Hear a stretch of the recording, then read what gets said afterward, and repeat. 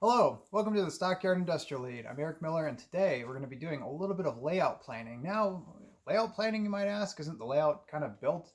Well, yes and no. So, as you might remember, my layout has been a bit of an evolution since I started it, hard to believe, over 10 years ago. And so, in the last couple years, I've been gradually making it into this small switching layout from the larger layout that it was before.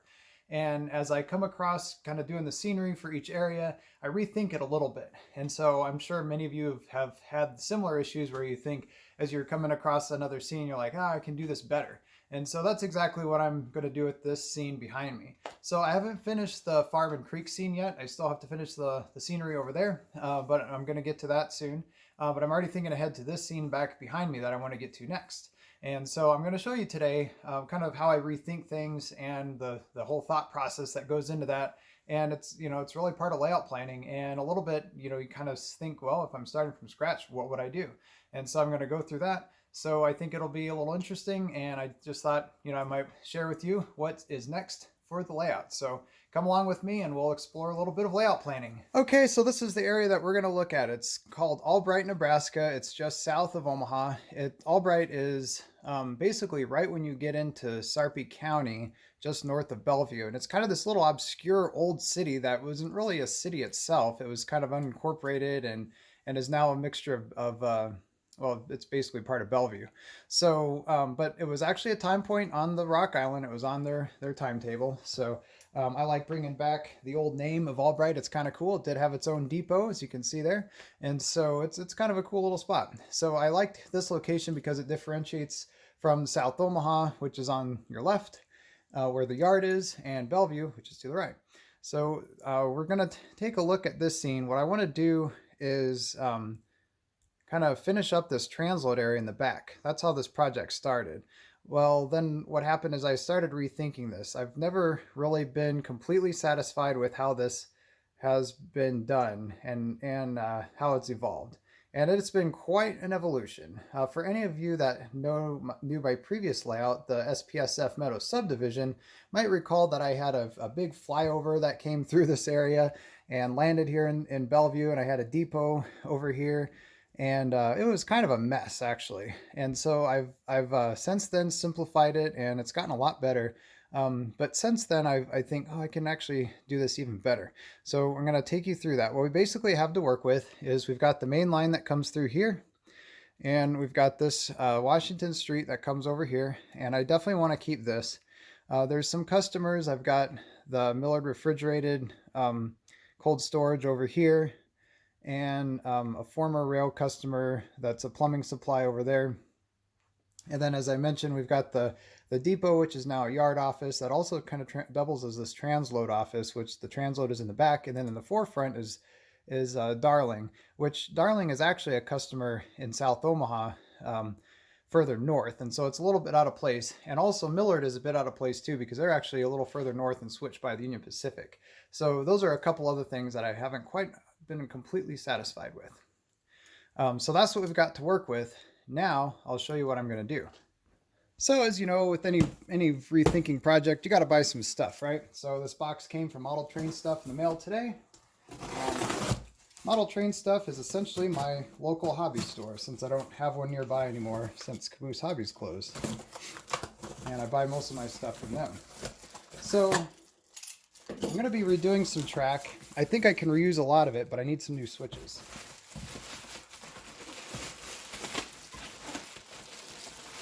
And as I've thought about this more since I ordered this stuff, I actually could probably get by with just one switch, but we'll see. So here's what I got. I got a number 6 and a number 8 turnout from Atlas, which is where I prefer getting my turnouts. I usually get Micro Engineering, Weathered Track, and Atlas turnouts. Sometimes I get Pico turnouts. Just depends on what I'm in the mood for. I bought a straight piece. I want to put that in front of the depot. So one of the things I want to do, well, okay, I'll show you the things I want to correct. So got these turnouts. And, oh, look at that, a boxcar. You got to buy some fun stuff too, right? This is going to serve the standard distribution warehouse over here. Also an Albright. Okay, so let's go through this. So the things that I don't really like is, first of all, we've got this weird curve that the main line takes. It's like, why does it do this? And then this has always been a sticking point with me. This turnout here is a very sharp number 4 turnout that I don't like. I also don't like the sharp curve in front of the depot. It causes a lot of derailments, especially, I don't run them very much, but the longer passenger cars, every now and then I like to, throw in some varnish, and also, the office car special. So, and then as I mentioned, the Darling industry really is kind of out of place. And so I'm thinking about getting rid of it. And actually, what I'm going to do is bring back the City of Omaha sewer chemical transfer over here that I was contemplating getting rid of, and essentially almost did. So I'll put them back. I'll take out Darling, so that'll keep my customer count the same. And then the other thing that I'm going to do, I'm basically going to leave the transload in the back because I like how that is, but I want to give them more space. See, it's already kind of cluttered up here anyways. So I want to have more space for the transload. So we're going to do that too. So the big thing is, as I'm planning this out, is I'm going to bring this main line closer up to the front here. It's going to basically go right through here. And then the depot is going to move from over there to right up front here. And then this is going to be a straight part of track right here. And then this track will come around and actually connect to this track, which will no longer be an industry spur or customer, but it'll be the main line. And then here we'll have, this will be the main line. And then I'm going to take that number 8 turnout that I bought and throw it right in here. Excuse me there, little crew member.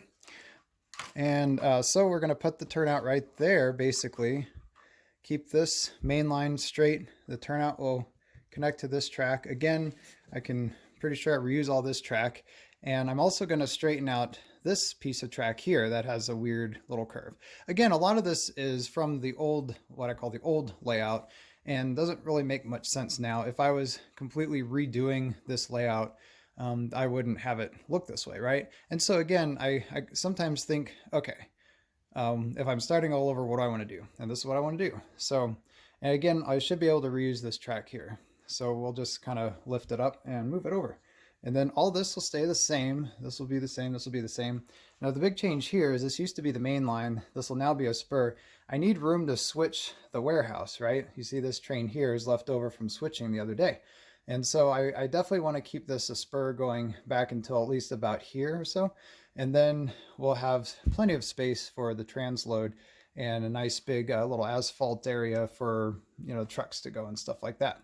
So that'll be perfect. And then we'll cut it off there. Oh, now you're thinking, what are we going to do with the cold storage facility, right? Well, okay, so again, the cold storage facility is a bit out of place. I already have my standard distribution warehouse, so I'm okay actually with getting rid of this as a rail served customer. So what I'm going to do instead is turn this track into an abandoned track. I'll build a new road through here, and so this track will be cut off here, so very similar to how this track was cut off, and we'll have it as if it used to connect to that spur over there, but no longer has rail service, and so with the development of the transload, they just cut it off. And then further, what I'm going to do, because I don't want too many abandoned spurs, I think I've got plenty, I'm going to just totally take this out, which will work out well because the plumbing supply building doesn't have a very good kind of rail served look to it anyways. And then that'll give some more space here for the plumbing supply company. And then the other nice thing is that with the main line not coming through here and going through here instead, is we'll have a nice driveway entrance for the plumbing supply company, which always had a bit of a curious access issue anyways. So again, I'm trying to fix a lot of things that I was just never completely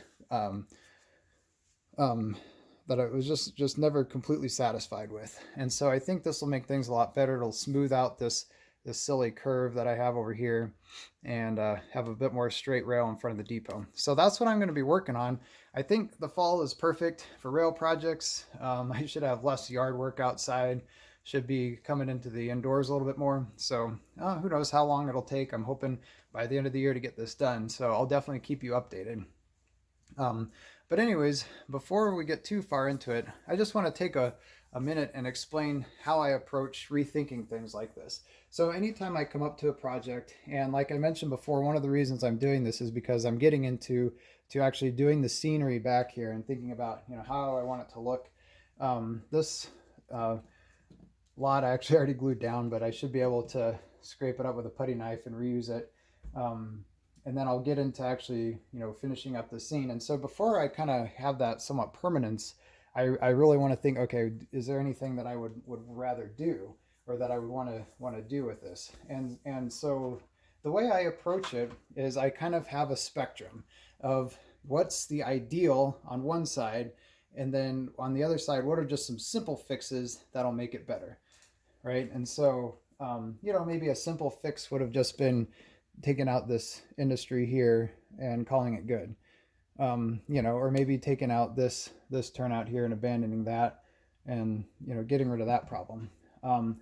But then I had the other end of the spectrum of thinking, okay, blank slate, what would I do if I had to completely redo it? And I'd probably make a few other changes, right? But I try to come somewhere in the middle. And I think of things like, okay, how much time do I have? What's the budget? How much money do I want to spend on this?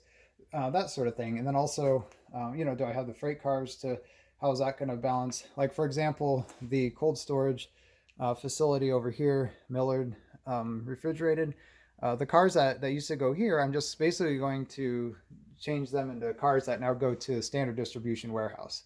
So that's an easy switch. So I consider things like that as I think about it. But again, I go back to the spectrum of what is the ideal. If I had a blank slate, what would I do? And an endless budget. And then on the other end of the spectrum is what are just some small fixes, very minimal things that wouldn't take much time. And then I kind of go through this list of pros and cons and try to figure out what exactly would work well. So that's how I came up with this idea.